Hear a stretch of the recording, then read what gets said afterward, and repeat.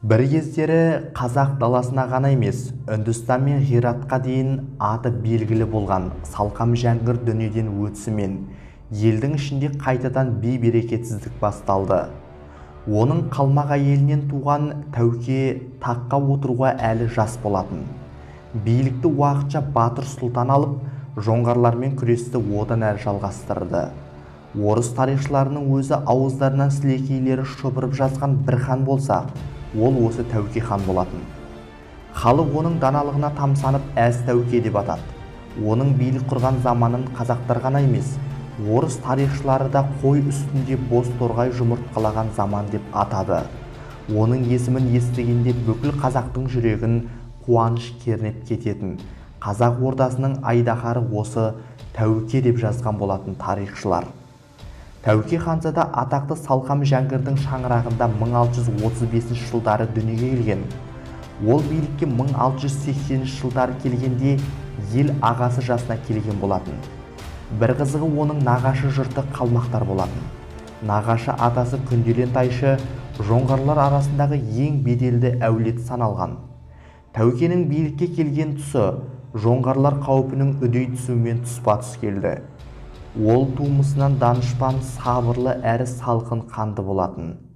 Әкесі Салқам Жәңгір соғыста дүниеден өтті. Ол жастайынан даналығымен көзге түсті. Төле би, Қазыбек би, Әйтеке би сияқты адамдарды қасына жинап, жарғылардың негізін салса, батырларды топтастырып жоңғарларға қарсы қоя білді.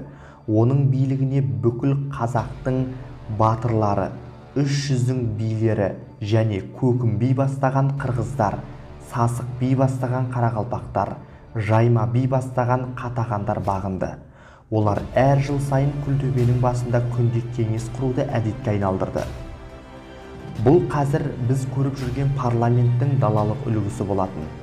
1681 жылы қалмақтың қоңтайшысы Қалдан Бошақтау қалың қолмен Шу өзенінің бойына жетіп, Сайрам қаласын қоршағаннан басталған шабуылдардың легі кейін оның немересі Цеван Раптанның билік басына келген кезде де толастаған емес.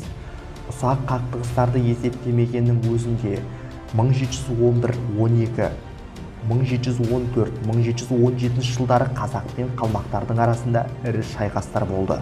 Бір кездері әбден күшейіп алған жоңғарлар Тәуке ханның сарайына келіп, оған тіпті ордасы мен ата дінінен бас тартып, Тибеттік лама дініне өтуге мәжбүрлегенде, орда ішінде жайғасқан батырлар өре түрегеліп, жоңғарларға жақсы сабақ берген болатын. Тәуке ханның кезінде Ресей империясы өзінің шығыстағы саясатын одан әрі күшейте бастады. Және Азияның әр хандығына тыңшылар, бірде елшілерін жіберіп, олардың халқы, билеушілері туралы ақпараттар жинап отырды. Тәуке хан өз билігінің кезінде Түркістан қаласының маңында тұрақты түрде 80 мың атты әскер ұстаған.